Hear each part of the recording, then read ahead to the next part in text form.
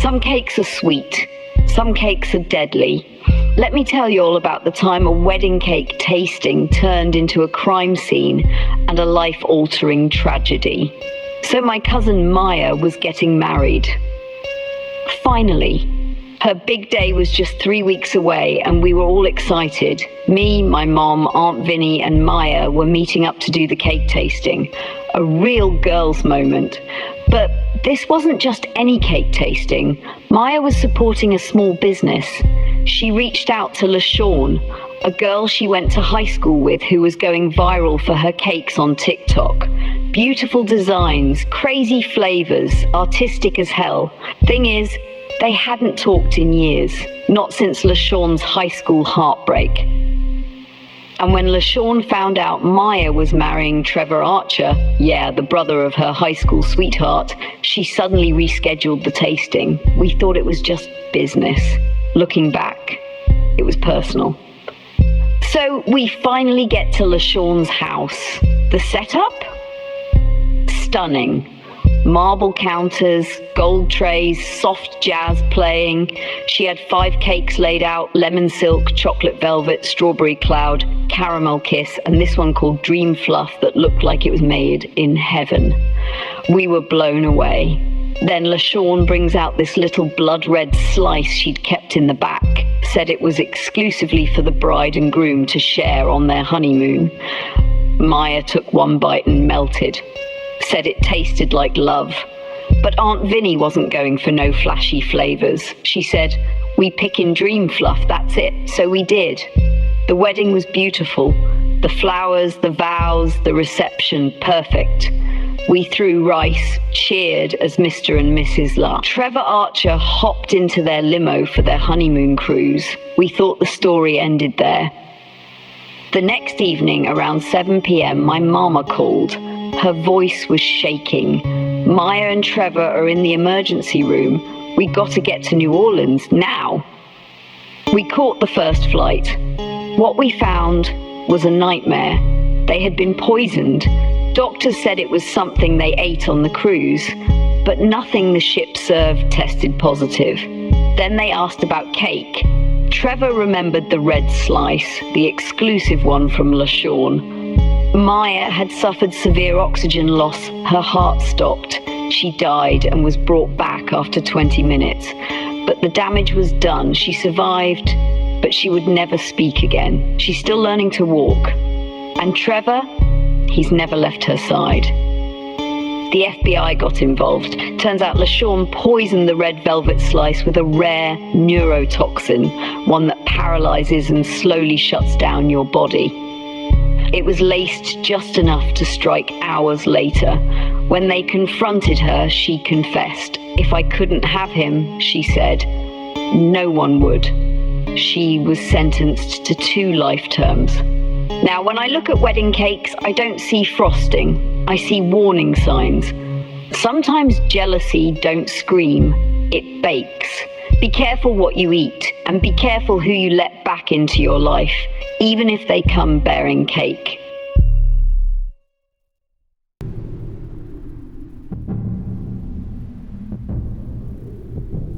Louisville was alive that night. It was the first time in a long time that all 4 of us, me, Jazz, Bree, and Tasha, were free. No work, no school, just sister time. We hadn't caught up in months, so when the group chat lit up that Friday, we all agreed. Bling night. Gold, diamonds, body oil, and high heels.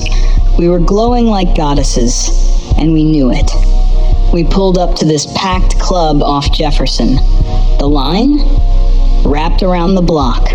Flashing cameras, booming bass, people staring like we were celebrities stepping onto a red carpet. And we ate it up. 4 black girls draped in confidence and shine. As we made our way to the back of the line, a group of 6 men caught our eyes. Leather biker jackets, gold chains, and a smoothness that didn't feel local. One of them, tall, caramel-skinned with hazel eyes, stepped forward. "It's our brother's party tonight. VIP's upstairs. Y'all should slide with us." We gave each other that look, the sister code look. Jazz raised her brow. Bree smirked. Tasha shrugged. I gave the final nod. We followed them, but not through the main entrance. One of them led us to a side door, so sleek and tucked away we would have missed it completely. Inside was a separate staircase with velvet rope and security, but no questions were asked. We were just let in. VIP looked like something off a movie set. Leather couches, neon lights, hookah clouds thick in the air. The vibe was sexy, smooth. We danced. We laughed. The drinks kept coming. The men? They were gentlemen. No pressure, no creep vibes, just good energy. Until after last call. Y'all want to keep the night going? We got an after party. Real exclusive, said one of the guys, spinning keys on his finger. We followed in my Cadillac truck. They rode motorcycles, and I won't lie, the scene felt like a music video. Leather jackets, gold grills, flashing in the moonlight, the hum of engines echoing down the highway. The after-party spot was called No More Locked Doors. A club I'd never heard of, but it was packed. At least 200 people, pulsing lights, music that made your chest shake. We partied for what felt like hours. Time slipped, until suddenly, the music stopped. Lights flipped on, and the doors locked. That's when we noticed. People were naked, or close to it. Some were dancing, others performing. A few looked zoned out. Blank eyes, like nobody was home. Then one of the men from earlier approached us, cool as ever. Y'all don't gotta do nothing you don't want. Just be eye candy, smile, chill. I looked around, people filming, laughing, some whispering prices. It hit me in the gut, we weren't guests. We were inventory. Jazz leaned into me and whispered, "Say you gotta pee." I caught on fast. "Excuse me, I gotta use the bathroom real quick." One of the men, we'll call him Blade, offered to walk us. We smiled and nodded, all four of us heading toward the back with him shadowing close. Inside the bathroom, we locked the door behind us. Panic. Breathing fast. Tasha was crying. Bree checked the window. It was cracked, half busted, but still big enough. Jazz didn't hesitate. "Move." She busted it open with her heel. Glass flew. Sirens in my head. We didn't think. We climbed. All four of us. Dresses torn, knees scraped. Outside we ran. Full speed. I hit my fob and the Cadillac chirped. We dove in. They noticed. 2 bikes peeled off after us. I drove like a demon. Red lights, wrong lanes, tires screaming. I saw the glow of a police station sign and didn't stop. I pulled into the lot, blew the horn, jumped out waving my arms like my life depended on it. Because it did. The bikes, gone. Like ghosts in the dark. The next morning it felt like a bad dream. But the bruises on my knees were real. The scratch on Tasha's arm. Jazz's busted heel. Real. A detective later told us that No More Locked Doors wasn't a real club.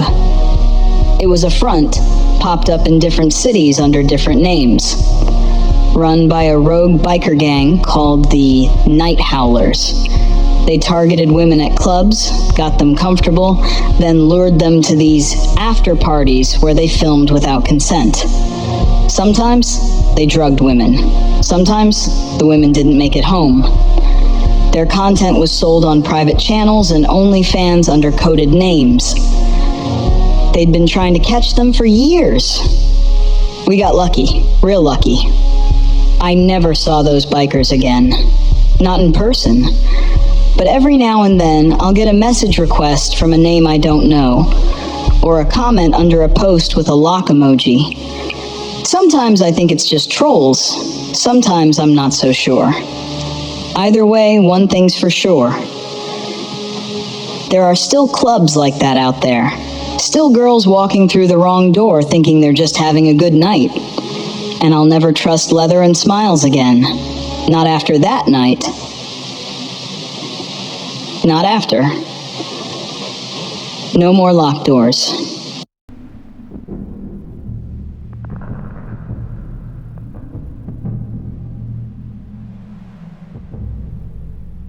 We were 7 deep that night. Sisters, cousins, blood and bond. All dolled up, tight dresses and tighter curls, nails shining like glass under club lights. We hit the spot like we owned it, 'cause in a way, we did. It was my sister Kira's 21st, and she was finally legal. That night was supposed to be hers. The club throbbed with bass, drinks flowed like water, and everybody noticed us. A crew of men hovered near our section most of the night. Nothing too wild, just the usual flirtation, compliments too loud, smiles too easy.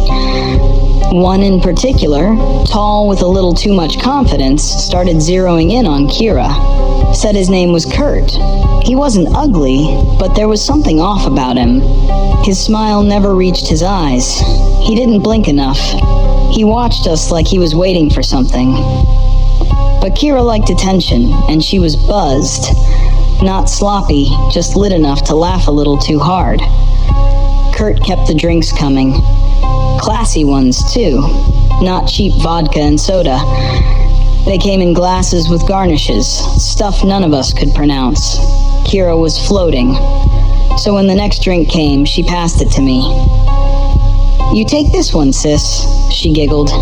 "I'm good. I don't want to be throwing up on my birthday." I laughed, clinked the glass and downed it. Sweet, then bitter, then nothing. The next scene hit like a broken TV switching channels too fast.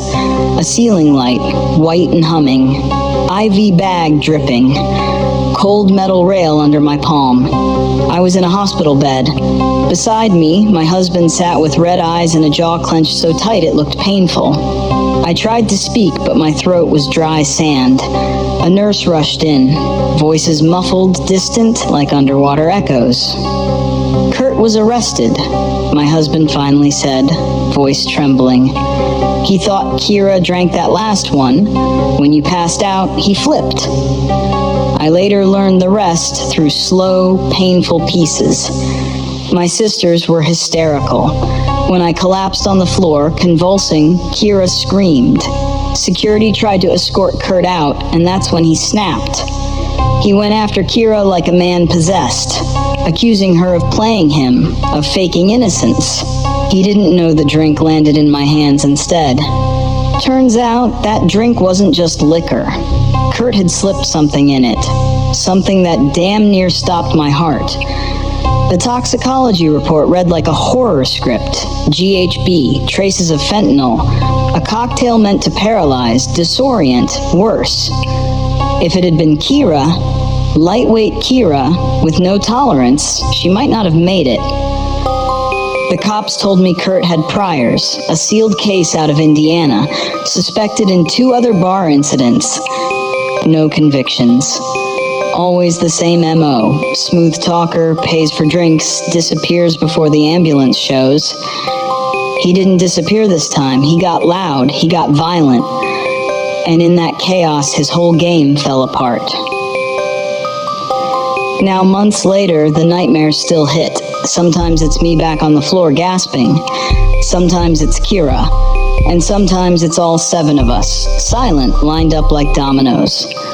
I never drink from strangers anymore. Hell, I barely drink at all. They called it an isolated incident. But it's not. Kurt just finally got caught.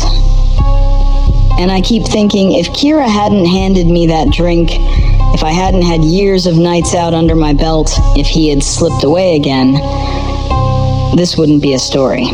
It'd be an obituary.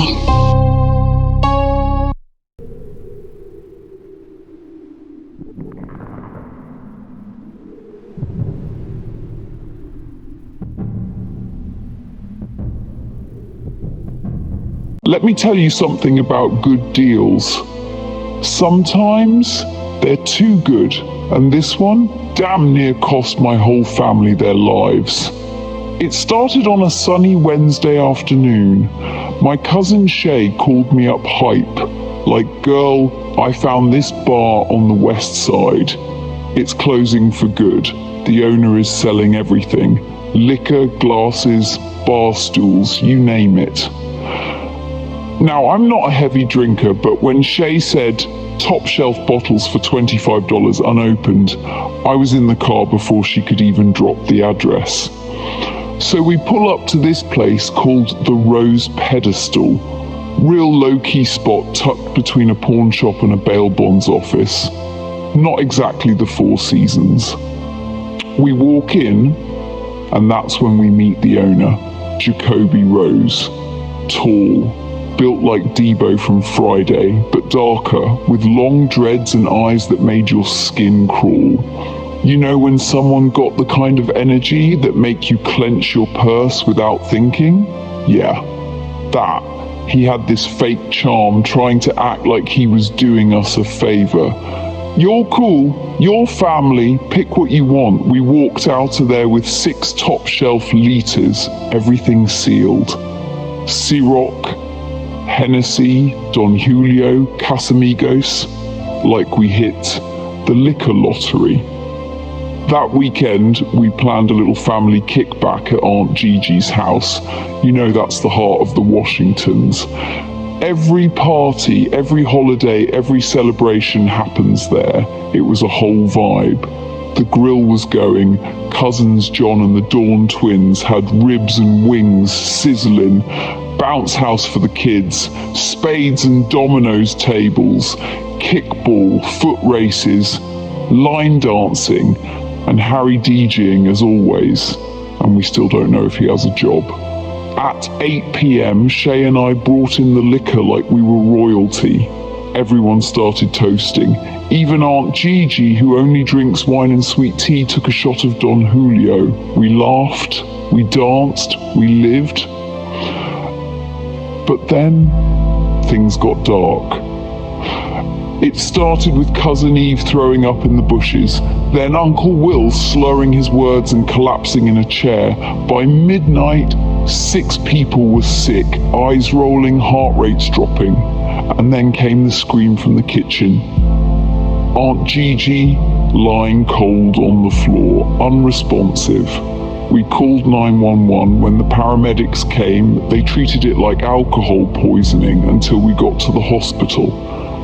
The doctor pulled us into that quiet room they always pull families into when it's life or death. He looked straight at us and said, "It's touch and go. She has fentanyl in her system." We were shocked. No, we said, "That's impossible. She don't even smoke weed, let alone do hard drugs." The doctor asked, "What did she eat or drink?" Doan spoke up. "Everyone that's sick drank that top shelf liquor we bought." They ordered all of us tested, had Shay bring in the bottles, and then came the bombshell. Every bottle we bought from the Rose Pedestal had traces of fentanyl, enough to sedate a grown man, enough to kill if you're not ready for it.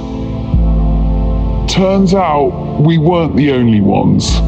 2 people died that weekend from drinking liquor they got from Jacoby Rose. Over 100 people had reactions just like Aunt Gigi.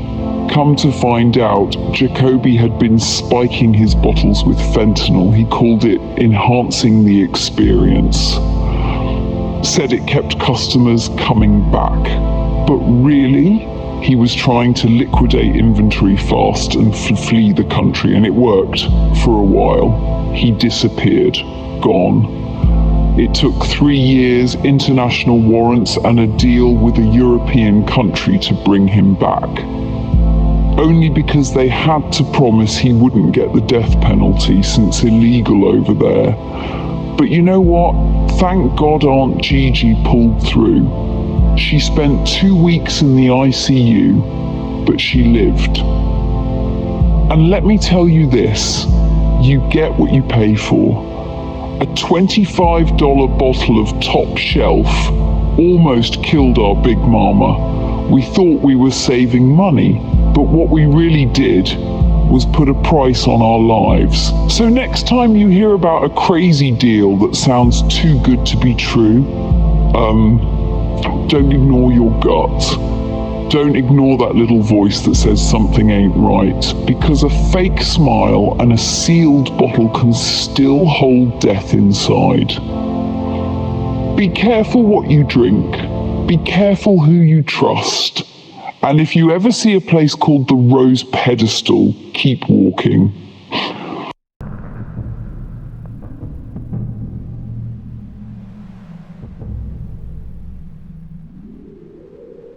You ever have a night so perfect you almost forget how dark the world can get? That's how it started. Just me and my sister, Nyla, blowing off steam after a rough month. Work was stressful, school was worse, and life in general had hands. So we said, let's hit the strip club. Not to wild out, just to enjoy ourselves. Music, drinks, and some beautiful women doing their thing. We're grown, confident, and we always leave our judgments at the door. That night, we were just there to vibe. We pulled up to this spot on the edge of town. Real chill, but packed. Neon lights glowing like sin and secrets. Inside, it was all velvet, fog, and fantasy. We got our drinks, tipped some dancers, and cheered like it was a concert. It was just pure fun. No tension. No drama. Then she appeared. Cookie. This stripper floated onto the stage like a goddess dipped in gold.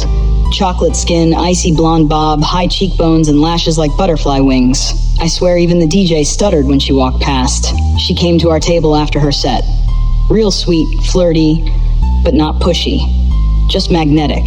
She held Nyla's hand and kissed it gently, grinning like they shared a secret.